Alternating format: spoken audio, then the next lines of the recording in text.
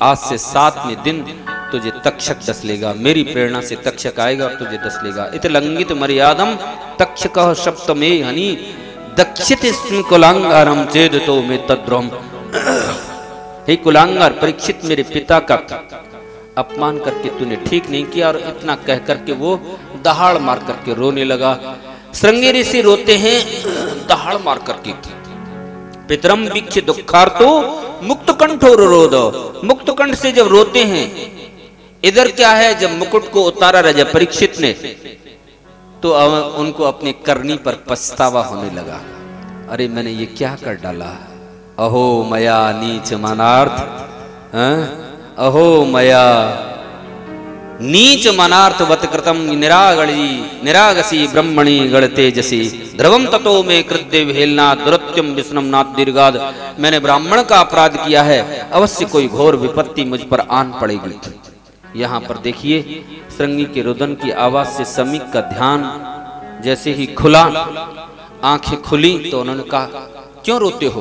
बोले पिताजी, गले की तरफ इशारा किया। अरे ये मरा हुआ सर्प किसने डाल दिया? बोले पिताजी श्रृंगी ने, उसने परीक्षित ने डाला है।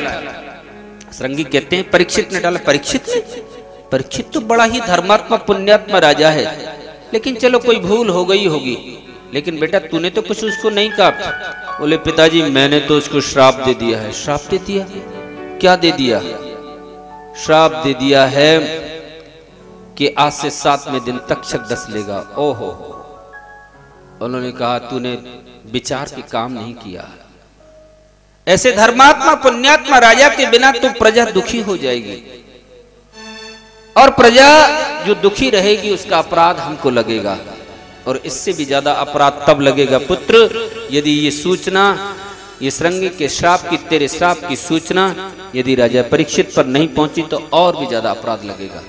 तुरंत ही अपने शिष्यों को कहा जाओ तुम जाकर के राजा परीक्षित को सूचित करो कि तुझे आज से 7वें दिन तक्षक डस लेगा। तुझे कोई भी उपाय जो कुछ करना है सो कर लो। बस तुरंत ही क्या है कि वहां से सूचना वहां जाकर के राजा परीक्षित को दी जाती है। राजा परीक्षित को तो जैसे ही श्राप की सूचना मिली प्रसन्न हो गया। कोई तो अपनी मृत्यु को सुनकर के भयभीत होता है साहब, लेकिन वो भयभीत नहीं हुए। एकदम से कहा मेरे जैसे नीच कर्म करने वाले के लिए तो ये कोई श्राप कुछ है ही नहीं। और एकदम से तुरंत ही सपांडव इतच्छवसिद्धिम सपांडवेय प्रायोपवेशम प्रतिविष्णु पद्याम दद्यो मुकुंदाम ध्रुमन्य भावो मुनिव्रतो मुक्त समस्त संगम। बस तुरंत ही वहां जाकर के एक सभा, जहां ये शुक्रताल जो जगह है ना, यहाँ पर राजा परीक्षित को कथा सुनाई थी सुखदेव जी महाराज ने। यहीं पर एक ब्राह्मणों की सभा, विद्वानों की सभा लेकर के, और सबसे अपनी उपाय पूछते हैं कि मुझे क्या करना चाहिए 7 दिन में। सब अपनी मति के अनुसार राजा परीक्षित को उपाय बतला ही रहे थे कि कैसा संयोग के उसी समय पर सुखदेव जी का आगमन होता है। बोलिए शुका भगवान की जय। अलक्ष्य लिंगो निज लाभ तुष्टो व्रतस्य बालैरवधूत वेशम्। अलक्ष्य लिंगो निज लाभ तुष्टो व्रतस्य बालैरवधूत वेशम्। अलक्ष्य लिंगो निज लाभ तुष्टो व्रतस्य बालैरवधूत वेशम्। दिगंबरं वक्त्र विकीर्णकेशं प्रलम्बबाहुं समरोत्तमाभं। अलक्ष्य लिंगो निजलाभतुष्टो व्रतस्य बालैरवधूत वेशम्। व्रतस्य बालैरवधूत वेशम्। रवधूत वेशम्, रवधूत वेशम्। आत्मानुभूति में संतुष्ट हैं, बाह्य चिन्हों से रहित हैं, अवधूत वेश। ऐसे तुरंत ही सुखदेव जी का जब आगमन हुआ उच्चासन पर बिठाया राजा परीक्षित ने और क्या कहा, ओहो ब्रह्म स्वरूप भगवान, आज हम बड़भागी हुए। राजा परीक्षित क्या कहते हैं सुखदेव जी से कि आज हम बड़भागी हुए क्योंकि अपराधी क्षत्रिय होने पर भी हमको संत समागम का अधिकारी समझा। अहो अद्य वयम ब्रह्मन सत्सेव्या क्षत्र वंदवो। उन्होंने तुरंत ही अपनी पीड़ा कर दी, बोले पीड़ा व्यक्त कर दी, बोले भगवान मुझे श्राप लग गया है श्रृंगी का कि आज से 7वें दिन मुझे तक्षक डस लेगा। मेरे जीवन के मेरे पास में 7 दिन है भगवान, मुझे क्या करना चाहिए, म्रियमाण को क्या करना चाहिए, मनुष्य मात्र को क्या करना चाहिए। अपने लिए कल्याण के लिए प्रश्न नहीं किया राजा परीक्षित ने, मनुष्य मात्र के कल्याण के लिए प्रश्न सुखदेव जी महाराज से जो किया है कि म्रियमाण को क्या करना चाहिए, मनुष्य मात्र को क्या करना चाहिए, किसका भजन, किसका श्रवण और किसका जप एवं किसका त्यागन करे। अतः पृच्छामि ससिद्धम योगिनाम परम गुरु पुरुषस्य यति कार्यम म्रियमाणस्य सर्वदा।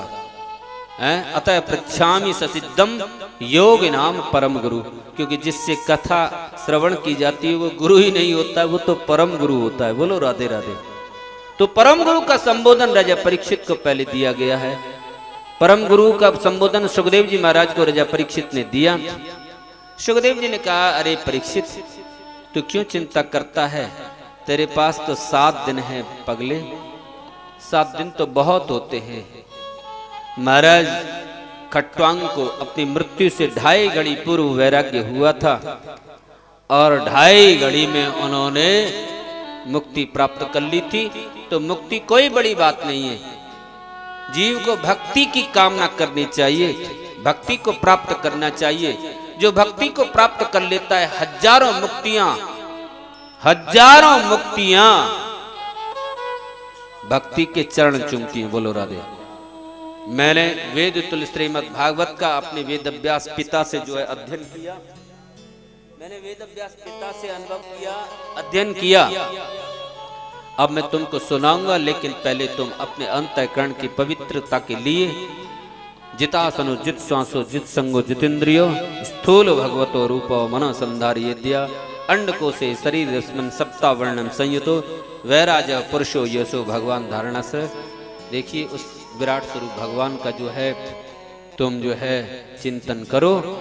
चित्त की शुद्धि के लिए आसन श्वास को जीत करके विराट पुरुष भगवान का वर्णन करके बतलाया गया। और देखिए एक बात बताएं, वो सब भगवान की किसी भी रूप रस माधुरी का हम चिंतन कर लेना, मैं आपको एक बात बता रहा हूँ, वो सब रूप रस माधुरी, कोई भी रूप रस माधुरी हमारे भगवान की जो है ना, ये हमको अंतःकरण को हमारे को पवित्र करती है। हम ठाकुर श्याम सुंदर की रूप रस माधुरी का चिंतन करें कि कैसी उनके अलकावली है, कैसे उनके कजरारी भौएं हैं, कैसे उनके जो है कैसे कजरारी भौएं हैं, कैसे उनके वो हैं उनके केश हैं, कैसे घुंघराले बाल हैं, कैसी उनकी अलकावली है, कैसे भगवान के जो है देखिए कैसे कैसे उस स्वरूप का, कैसे गुंज की माल धारण करते हैं मेरे प्रभु, कैसे पीताम्बरी धारण करते हैं मेरे प्रभु के। ऐसे सुंदरता का जब चिंतन करेंगे ना, वो सुंदरता का चिंतन हमारे अंतःकरण को पवित्र करेगा। बोलो राधे राधे। अब ये सब कथाएं आगे चलेंगी।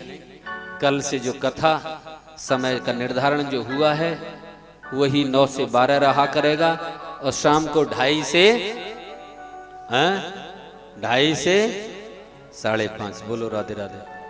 लोग चाह रहे हैं कि 3 घंटे का बीच में रेस्ट मिले, लेकिन दिन छोटा होता है, कोई बात नहीं। जितनी सुबह प्रेम से सुखासन से बैठ करके आप लोग सब सौभाग्यशाली हैं कि गंगा के पुलिन पर, मैं आपसे एक बात कहता हूं, गंगा के पुलिन पर भागवत भगवान की कथा को आत्मसात करना, इसका एक आनंद अलग ही है। और जो इस कथा के रसिक हैं ना, बहुत बहुत दूर से आपके आमंत्रण पर तो आए ही हैं, हमारे बद्री नारायण जी के, गोपाल जी के आमंत्रण पर तो आए हैं, लून कृष्ण जी के आमंत्रण पर तो आए ही हैं, लेकिन मेरे भी आमंत्रण पर कुछ आ गए हैं। बोलो राधे राधे। सब सौभाग्यशाली हैं, सब बम्बई से भी आए हैं। अभी हाल हमारे गंगाधर जी का मेरे दिखाई दे रहे हैं, पीछे आकर के बैठ गए। हाँ, और जयपुर से भी बहुत लोग आए हैं, हमारे कुछ 2 4 5 10 लोग, जो कुछ भी हम तो ये कहते हैं वो सब सौभाग्यशाली हैं, गंगा के पुलिन पर इसका आनंद प्राप्त करें। ये जीवन में समय जो मिला है, इस सही मायने में इस जीवन का सही समय का सदुपयोग भगवान की कथा श्रवण में है। बोलो राधे राधे। अंत में मैं आपसे वही कहूंगा जो नित्य प्रति कहता चला जाऊंगा। आयुर्नश्यति पश्यताम प्रद्दिनम यात्क्षयम यौवनम प्रत्यायांति गता पुनर्दिवसा कालो जगन्नाथ का लक्ष्मी स्तोय तरंग भंग चपला विद्युत चलाम जीवनम तस्मान माम शरणागतम शरणत तुम रक्ष रक्षादना। दिन दिन सूर्य उदय और अस्त के साथ में आयु का विनाश होता जा रहा है, समर्पण यौवन विक्षय हो रहा है, जो दिन निकल करके जा रहा है वो लौट करके नहीं आ रहा। और तो और जिस जीवन के भरोसे पर हम शुभ शुभ कर्म करते हैं, अरे इस जीवन का कोई भरोसा नहीं है। क्या भरोसा है इस जिंदगी का, साथ देती नहीं ये किसी का। क्षणम ऊर्ध्वम न जानामि किम विधाता करिष्यति, एक पल का पता नहीं है जाने क्या कर दे। इसीलिए रे मूढ़ मन, क्यों ना हम भगवान के चरणों से प्रीति करें, क्योंकि ये शरीर नश्वर है और ये संसार भी नश्वर है। एक दिन शरीर से भी नाता छूटेगा और इस संसार से भी छूटेगा। इस बात को हम दृढ़ता के साथ में समझ लें और बार बार रोज रोज 2-2 बार यही बात आपको समझाई जाएगी कि पल दो पल का साथ हमारा, पल दो पल की यारी, आज नहीं तो कल करनी फिर चलने की तैयारी। पल दो पल का साथ हमारा, पल दो पल की यारी, आज नहीं तो कल करनी फिर चलने की तैयारी। बस्ती बस्ती पर्वत पर्वत गाता जाए बंजारा, लेकर दिल का एक तारा। बस्ती बस्ती पर्वत पर्वत गाता जाए बंजारा, लेकर दिल का एक तारा। पल दो पल का कदम कदम पर होनी बैठी, श्री राधे।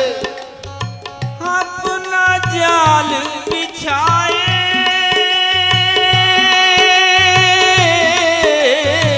अपना जाल बिछाए, जीवन की इस राह में जाने कौन कहाँ रह जाए। जीवन की इस राह में जाने कौन कहाँ रह जाए। बस्ती बस्ती पर्वत पर्वत गाता जाए बंजारा, लेकर दिल का एक तारा।